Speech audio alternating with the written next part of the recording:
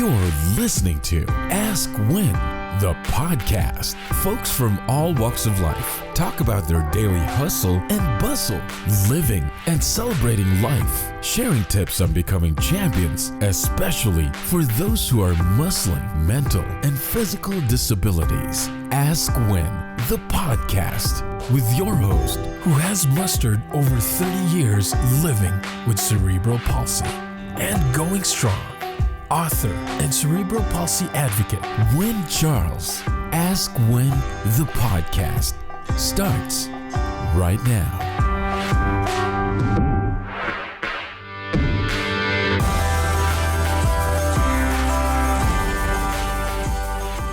Welcome to Ask When, everyone. This afternoon I have Angie with me, and I'm going to let Miss Angie take it away and share her story, and we're going to try and put you people in one foot in the front of the other mode, because the struggle bus is real, you guys. As we sit here and we call this is April 13th, 2020, and the coronavirus is hitting, and it's hitting all nations, all countries, all walks of life, and we're just going to keep you guys mentally entertained and see how we roll. So, welcome, Angie. I'm gonna let you share your story with with my fan base, soon to be your fan base. Fantastic. Yeah, thanks so much for having me, Wynn. This is fantastic. So I wrote a book, was published in 2018. The title of the book is a little bit crass. It's called Trailer Trash, an 80s Memoir. It's about my life growing up quite poor, but going to affluent schools in a trailer park in Florida. And I just thought it would make for a really fun story. I love the 80s.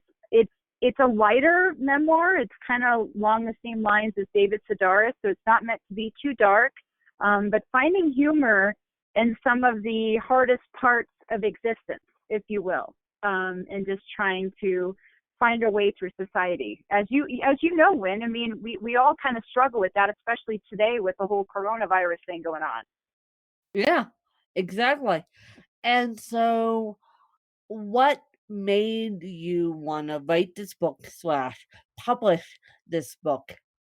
So I had started and stopped several books. There's a box somewhere, a Xerox box, it's copies of different manuscripts that I've stopped and started and stopped. And one day, true story, I was sitting in church and I had an epiphany, and I thought, man, I had a really weird childhood. So why not write about that? And one of my favorite authors is David Sedaris. Memoirs are my favorite genre, period, in the story. I love them all. I celebrate all literature, but memoirs really are near and dear to my heart. And I wrote my entire chapter outline while sitting in church, and that was it. The story just flowed from there. Excuse me? Excuse me? You wrote entire chapter outline while sitting where? Was in a church service, a Presbyterian church in Georgia, outside of Atlanta, actually. Most people don't do that. Most people I know. Don't do that.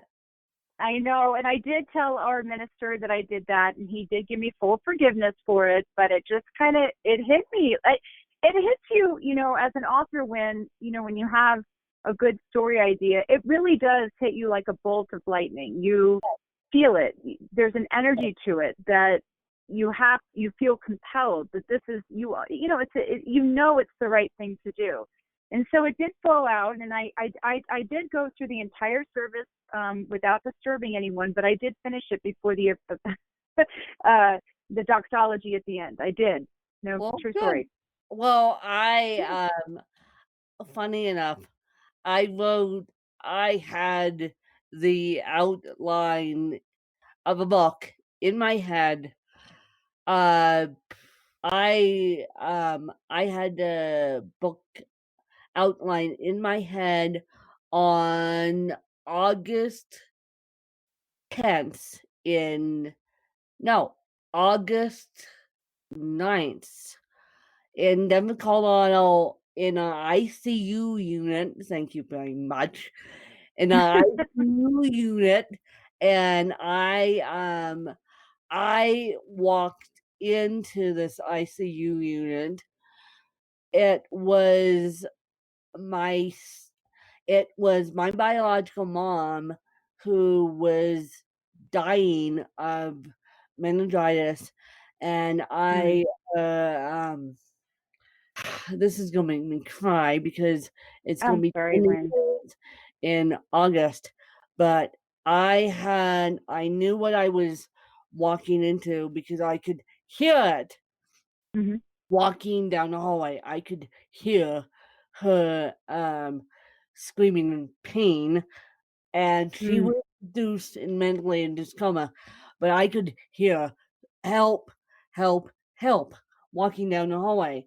And so a lot of people know that I said, once I got to bedside, I said, I love you, mom. I love you, mom. I love you, mom. I love you, mom. I said it 100 times over just so I could get those beeping machines to stop long enough so that I could ask her, can I write a book? But mm-hmm. as I was walking down the hallway, I thought, okay, I'm going to do this. I'm going to do this. I'm going to do this. I just need my Mm-hmm. mom's permission. And then, Mm-hmm. and then by the time we got to the ICU, Mm-hmm. I could hear screaming, help me, help me, help me. Um, Mm-hmm. Passively, and I'm the one that calmed it down long enough to get her in peace enough Mm-hmm. so that I could ask her the question, because the even though she was set up where the Mm-hmm. ICU was set up, um, it was a nursing station and then her room. And Mm-hmm. the nurses didn't want to do anything about it. And so Mm-hmm. she was screaming telepathically, help me, help me, help me. And then Mm-hmm. I walk in, I make everyone leaves me alone. And Mm-hmm. at the time, my body language must have said, leave me alone with my Mm-hmm. mom so I could help Mm-hmm. her in a sense, and they just left me alone. Mm-hmm. My dad, my uncle, my my dad's brother-in-law, all my family left me alone until she calmed down. And how I got her to calm it down is I said, I love you, mom. I love you, mom. I love you, mom. I love you, mom. Over 100 times. And by that Mm-hmm. time, I was able to ask her the question telepathically, can I write this book? And she said yes. And so the day she died and I watched her numbers plummet, I had the outline in my head of the book. Mm-hmm. And Mm-hmm. so by the time we got back to the hotel on August 11th, 2010, I was ready to write it down. And by the time she died at 5 a.m. on August 12th, I woke up and I had a sense of peace. I already Mm-hmm. had the title. Mm. Um, I in a hotel room. I already had the title of the book. Wow. That book Wow. is I Come a Win, and that book is on Amazon still to this day. Yeah, no, and I actually just ordered it. So Yeah. I wish I discovered you So sooner. So I'm super yeah, excited no, to read no, it, no, but I no, did no. just order it. So So that book, now you know. Now everyone knows the secret behind that book. They know. They knew little bits and pieces of it, but no. 10 years out, I'm ready to tell the whole story, and Mhm. it's interesting where book creation strikes. Mhm. I totally agree with that, and it's hard to say when that happens, but you kind of know that it's right when it does, right? I mean, it's just it strikes you like a bolt of lightning, and in Yeah. your case, it did the same from a telepathy standpoint. And on some level, it did bring you peace. Do you feel like it brought you some peace as well? Yes, because Yeah. I knew what I was going home to do. I Mhm. well, I was with my dad's death. I Mhm. knew well, I left him. I didn't know he was going to die. Number one, Mhm. I didn't know. I with my dad's death, and I have a book on my computer for him too, and it's just Mhm. sitting on my computer, you guys. And so I need to keep typing away on that book, but I have a book for him too, and his legacy is going to be a little bit of a novel, but Mhm. I'm going to incorporate him into it. And so I just need to finish it and get it published, but I haven't had time. But it's interesting how different times strike you and different times strike you, and he wasn't lucid when I last spoke to him. I barely got a Mhm. W out of him Mhm. because he had stage 4 lung cancer and he passed away of a heart attack on May Mhm. 19th Mhm. at 5, well, earlier than that. We got the call at um, 3 a.m., so he must have been going into cardiac arrest at 1 a.m. We didn't even get the call until 3 a.m. And so by the time 8 a.m. hit, I was looking for my dad because I knew something was Mhm. wrong.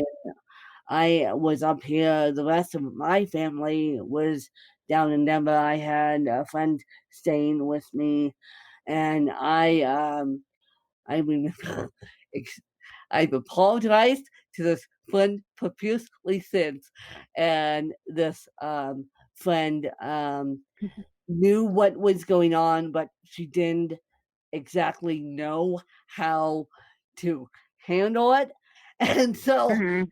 I Yeah.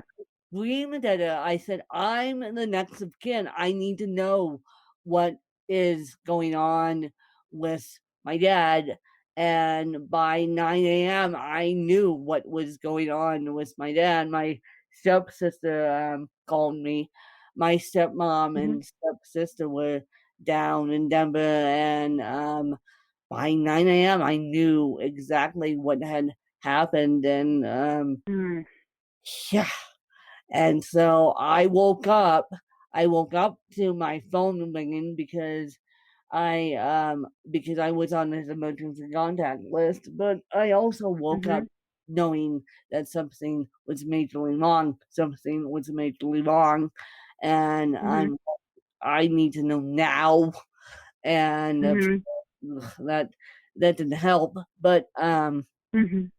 it was interesting how I started typing away, a couple months after he died just because I was so in shock.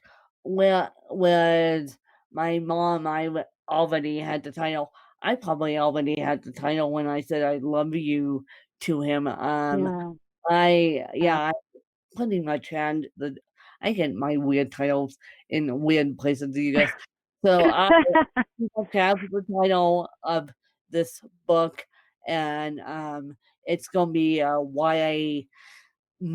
It's gonna be a YA mystery book in honor of him, and Mhm. so he loved a good opening line, and I'm trying to figure out the good opening line. It's, he would put a book down Mhm. Angie, he didn't Yeah. like the open line, so I'm like, "Oh, goodness." Like, you posed a challenge for me there, but it's going Yeah. YA, mystery novel and something, um, sort of like Call Hyacinth, which was one of his my dad's favorite writers of the whole I time. Mm, I So, Are you kidding? Carl yeah, Hiaasen is so much yeah. fun to read. I So am it's oh, going to be similar to Call Hyacinth YA book. I just decided that last night. I'm like, okay, who was his favorite? Who was my dad's favorite writer? And yeah. I may, if I have time, I may email Call IS and see if we can see if we can do a little magic on this book because I got Yeah. stuck in the middle of this book I'm typing away and I realized, Mhm. okay, this is too much for this is too much for a YA audience, even though I'm going to make it a Call Hyacinth esque book because Call Hyacinth is one of those lifting authors that can send you down a rabbit hole if you're not careful. Oh yeah. Yeah, you have to be careful.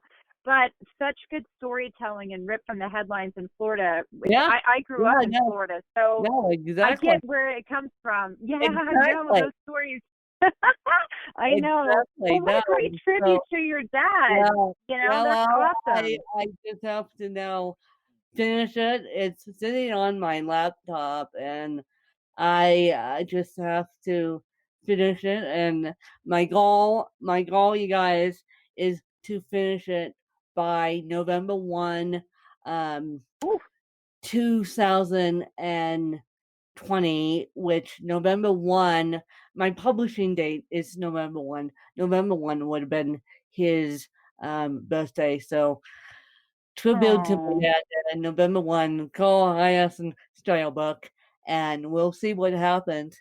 And so, Angie, if you had a favorite book, what would it be? Oh, wow, that's a tough question. I think when you ask somebody that, you really have to dig a little bit deep. But I think it's kind of like a favorite movie that you always return to. So I'm embarrassed to say it, but I'll say it. Pride and Prejudice, over and over again. And the only reason I say that is because it's a book that I always return to and always read over and over and over again. Now there's plenty of favorites out there that I can go back to and read for fun or pleasure, but that's one that I would never. I can pick up and start reading in the middle and reread again. Like I'll give you an example. And this is, people know this about me. I don't know if you have a similar movie. Those movies that are on, and if you turn on the TV, you have to watch it, right? Do Oh, you have yeah, a favorite like that? yes, I do. So I do. I think I think books are similar to that. So for me, Pride and Prejudice, if I pick it up, even if it's the middle of it, I tend to start reading it again. And I own a copy. Well, I own a couple copies, but I do. What about you? Like, is there a movie that's similar to a book where you just, if it's on, you're not going to turn it off. You have to watch it. Oh, What is that movie? this is not a book. This is not a book. This is a movie. I don't know who came. Actually, it is The Princess Bride.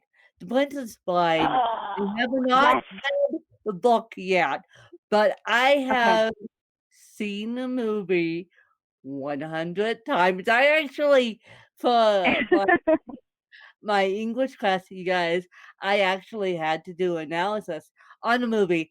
What movie did I pick? The Princess Bride, because uh, and so that is a movie that Mm.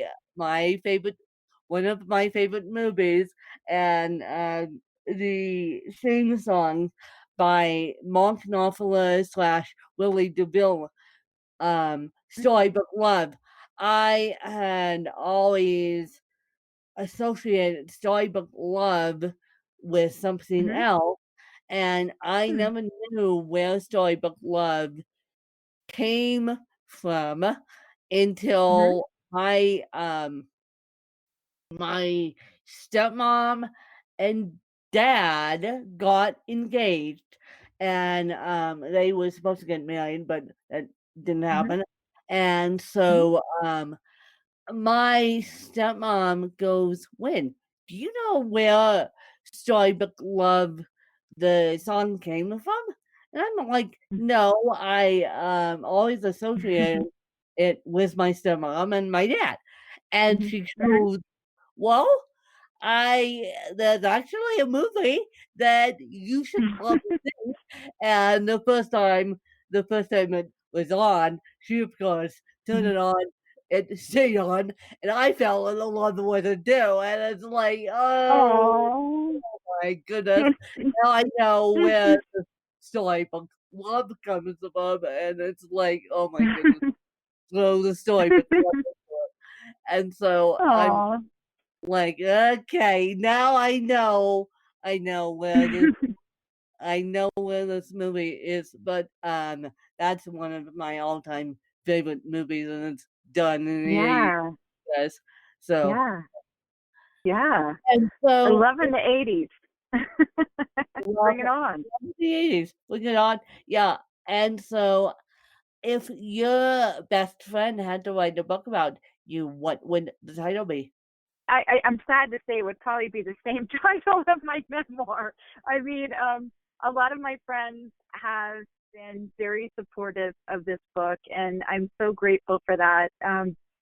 It took me about 5 years to write it, and by the time it was published, it was cut in half by the editors, which is fine. So it was a lot lighter than it should have been, but which is good because I think it's a fun read versus there's a lot of very heavy lacrimose memoirs out there. So I like that this one's a little bit lighter and it kind of takes you on that journey and leaves on a question. And I think a lot of my friends that go way back would probably give me the same title, but definitely the trailer trash part or bad hair or which I still have. I still have bad hair. Um, it's a whole other headache. But I hate to say it because they were part of this journey with me while I was writing it, and I had so much support from friends and family that I think they would probably write the same title, knowing my background. You know. And what is your favorite book, and what is the title of your favorite book? Okay, so I told you like the one book that I can never stop reading or revisiting is probably Pride and Prejudice. Huge fan of Jane Austen. I loved her backstory as a person, but I would probably say if I had to pick a genre and a book that I'm super addicted to right now, would probably be I've revisited a lot of David Sedaris again, and one of my favorite memoirs is When You Are Engulfed in Flames. And truly, I mean, we both had similar kind of crazy backgrounds and the same type of mother. So I really strong place in my heart for that. But I've been doing a lot of historical reading because of this coronavirus and the influenza. So I've been doing a lot of history reading as of late. Have you been doing the same thing, by the way? When just curious, are you No, revisiting a lot of history because of it? no, no, No, I oh, no. don't see. No. I have been revisiting a lot of history, and just history in general. Turn of the century, some populist books, and there's plenty out there from a lot of wonderful historians. So they're worth a read, and they actually the uptick in nonfiction and history books has gone up. So I think those are worth a read, and they make sense in the times that we're living in right now, right? Yep. Yep.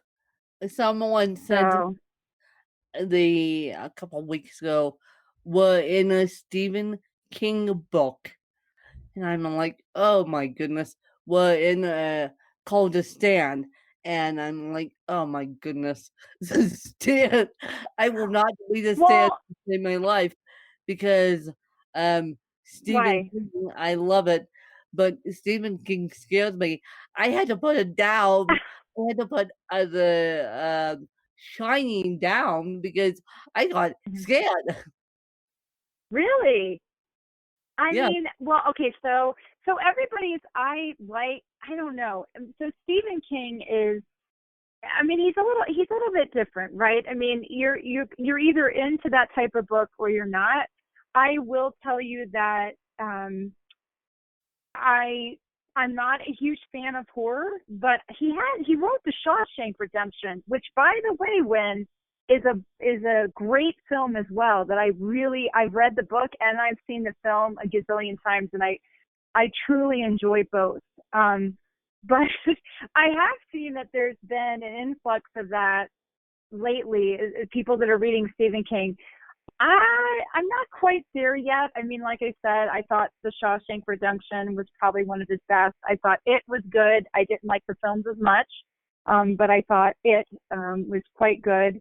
So, and The Shining I've read, and I've seen the movie as well. Have you been to the Stanley Hotel, by the way?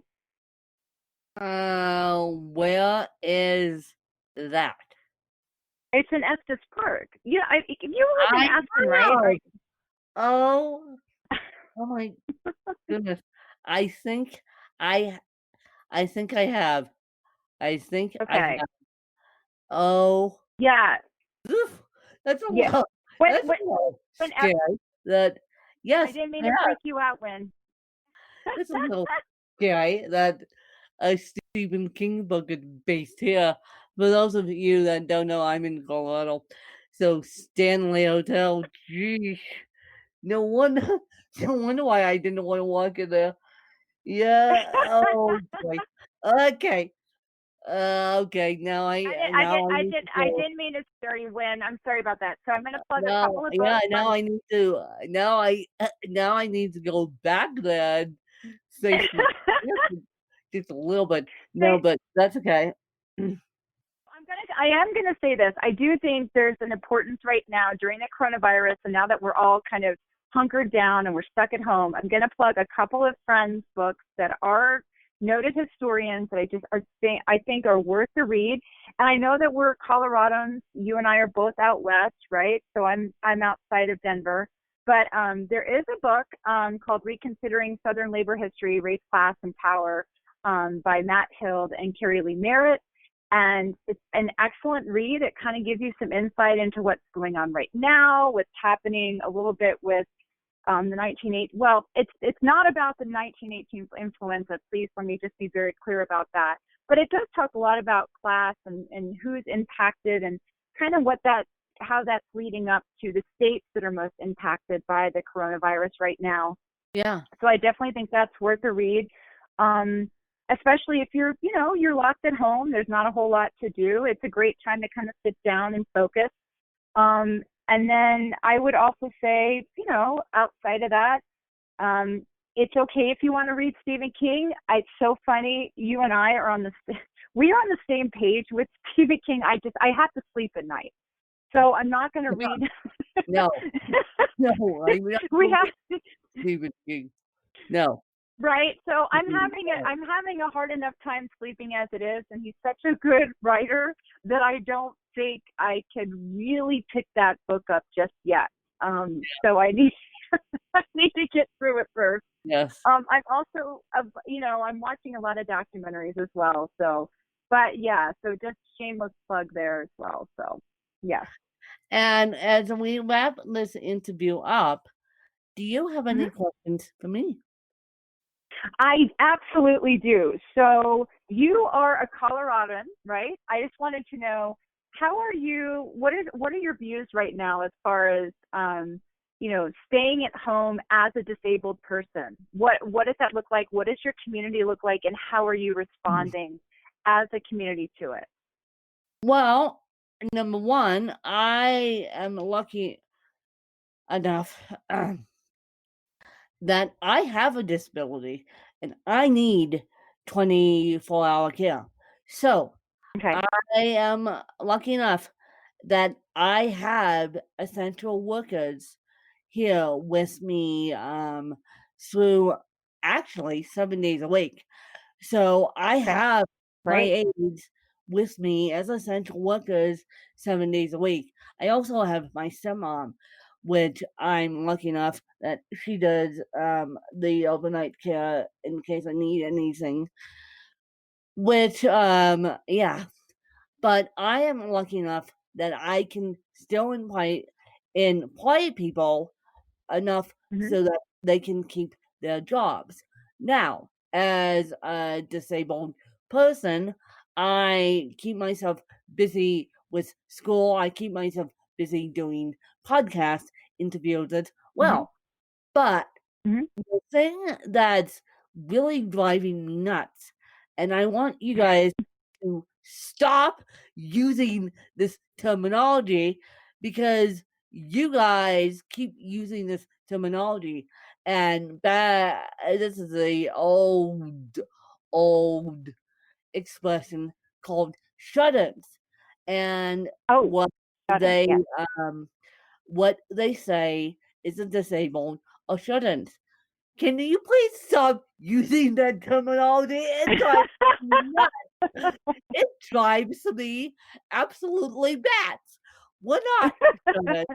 We are just dealing with the situation at hand. Um, and if push came to shove, and Mhm. I needed extra support. I could get extra support in 2 seconds flat. I mean, I have Yeah. people all across this country. I have people in Aspen that can um, do that can come help me Mhm. if I needed extra support. If my Mhm. aid went down, and Mhm. that has been my number one concern.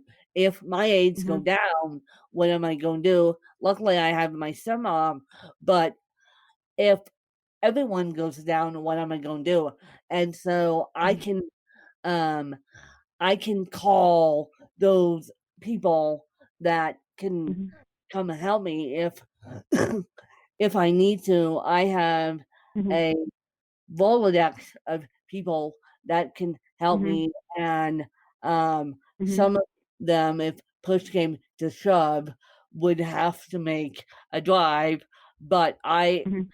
I have a Rolodex of people that can help me and people that could assist, and I Mhm. have friends upon friends and upon friends that know me well Mhm. enough, and I could train people. And push comes to shove, um, I could call my case manager right now for long-term Medicaid and say, "Look, this is what's going on.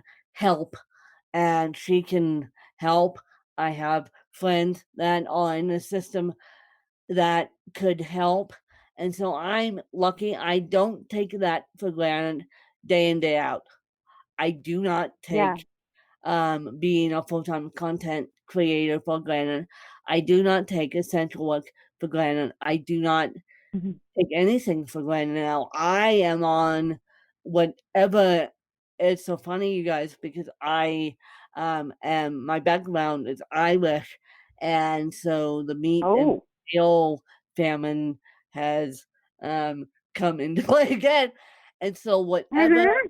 food is put in front of me, I eat. I eat it Yes. till the last drop. And so the food and potato background has come into play again. I didn't know my strong Irish roots would pop up in 2020 during the coronavirus, but this is how Yeah. my family survived. I mean, meat, potatoes, you ate it all. Right. No, you did. I know. I did not realize, and I love your name. It makes total sense. I didn't realize you were Irish. Yeah. I mean, you didn't push it away, and we were also part of a different generation where that was considered kind of an insult. You know, you eat, you clean your plate, Yeah. especially in today's environment. So My totally. mother And my mother always said, I'm not a short order cook. I'm not a short order cook. And yes, yes, Mom, I love you dearly. I didn't want to throw you under the bus if you've only known in grave right now, thinking, why did Win say that publicly? Yes, but you taught me well enough to eat what is put in front of me, even if I don't like it. Yes, I know. Different generations for sure. I have to agree with you, when you brought up the shut-in comment.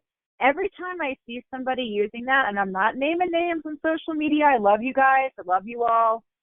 I can't stand that term. It bothers me when it's used, and it's no. Yeah, It was funny when you said that, because it did. It sparked a little bit of anger inside of me as well. I'm like, shut it. What? Are you totally gone? So when are you getting out? Are you getting sunshine now that it's yeah, crappy and snowing yes, I'm out? But kidding. before it did, are I you out? I'm getting sunshine. I last went for a walk on Saturday, and yes, I'm Nice. getting sunshine. I take my lunch. I walk upstairs. I have a full flight of stairs in my house. I walk Oh. upstairs and I take my lunch by the most sunny window ever, and Oh. I don't care. And I invite people to sit down with me and have lunch. They don't want to do this, but I had a aide who every day, every day, Mhm. and I know she's Mm. doing this on her end too. Every day she would sit, and I'm not kidding when I say sit down. Most people, when you say sit down, they look at you like you're nuts. So every Yeah. day, this aide, and I had this luxury up until she left in October. And every Mhm. day we would sit down. She would have Mhm. lunch with me. And Mm. that's one of the things I truly, truly miss because I Oh. am so, and now granted, this is a different time, but at Mhm. least treat people as if they're humans. At least Yes. treat people as if they're humans, give them Yeah. space and space, and treat Mhm. people as if they're humans. And you guys, I'm going to say this, and this will be my soapbox, and I Mm. am telling Angie that I'm gonna get on a soapbox. But in I don't know if the Denver Post is doing this, but I know that the Aspen Times is doing this. Now we're at the Mhm. point of in-kind donations at the Aspen Times. So Mhm. if you want to support me as an independent journalist, buy my book or give me a in-kind donation, and don't say to me I don't want to be interviewed by you because you're asking me for a financial donation or in-kind Mhm. donation. Don't tell me that, because I am in contact with a journalist um based out of our local area who pleaded with our local paper, the Aspen Times, to get in kind donations to support local journalism because all the local journalists, except for the big boys like CNN and Fox News and Mm. Oh Today, yeah. are out there doing what they can to bring us the news, and for Mhm. you guys to balk and squawk at me and say, "Oh, I won't be interviewed by you just because you asked for financial donation," doesn't mean it didn't hurt my heart, because I am trying to do the best I can for you guys. And so, Angie, Yeah. you already gave Yeah. your in-kind donation by buying my book, but I'm Yes. saying support independent authors, support the big boys too. support Mhm. authors around the universe. And it's like, no, I won't sit there and let my new career suffer, and I won't sit there. I'm making this public announcement for all journalists in small newspapers, journalists in large newspapers. Help the journalists out. It's not like help the doctors out. It's not help the nurses out. It's, well, it is if you stay at home and don't gallivant, but it help the journalists out by supporting them. Yes, yes. Yeah, no, we do all need to get our stories out. And we're all struggling, and especially those that are indie authors. And so I entirely get what you're saying, and journalists that are trying to get the story. I truly appreciate being a part of your show. Thank you so much for having me on, Win. You are so welcome. And Angie, where can people find you? Where can people get a hold of you if they choose to do so? Yes, so you can find my book on Amazon.com or any other. It's in all digital formats, so you can find it on Barnes and Noble or whatever format you use. But it's in all digital formats. Amazon, Trailer Trash, and 80s Memoir. And you can also find me on Twitter at Suburbcastic. Yes, I know I've had that handle for a long time, so you can find me there. I spend most of my time on Twitter, so it's the best way to reach out. Okay. Which is where I found you, Win. Yes. Yes, you found me. Someone found me on Twitter. No, and I'm on Twitter too, you guys, under Win, WIN, Kelly, KELLY, Charles, CHARLAS. Or you can go to my website, just Google my name, and then you can go to Ask Win and support independent journalists. I don't care if I have to bang the drum as loudly as I can, but I won't see the disabled go down. I won't see the caregivers go down for the disabled. I will certainly not see educators go down. I will certainly not see the journalism field go down. And Angie, I don't know if you read the Denver Post, but are they doing the same thing we're doing up here? I think they're doing the best to cover what they can. I mean, keeping in mind a lot of those journalists have been furloughed as well, and they've been struggling before the coronavirus. Yeah. So, and I do have a few good friends that are journalists that have since been laid off over a year ago. One that was recently furloughed, and they're feeling the same pain as we are, and they're still trying to keep up with reporting just like you are, Win, and you're doing an excellent job of it. So I really appreciate it and their efforts as well. Well, us journalists have to stick together, you guys.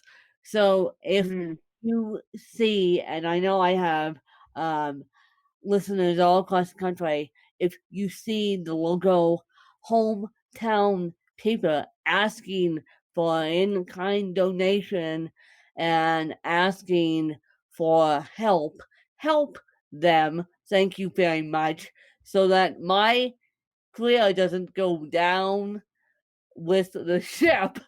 And so help the journalists, help the disabled, help those who are caring for the disabled.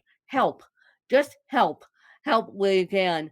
And I appreciate Angie coming on, and I appreciate her sharing her story, and I hope you guys enjoyed this episode, and I will catch you guys later, you guys. Bye, you guys. Thank you. Bye, Win. Thank you. You just listened to Ask Win, the podcast. To become a guest in the show, visit our website at askwin.weebly.com or call 816-591-3399. Just look for Danielle. Connect with Win on Twitter at WinKellyCharles and like our Facebook page at Butterflies of Wisdom. You can also purchase Win's book through Amazon.com or get a copy of the audiobook through Audible. Ask Win, the podcast.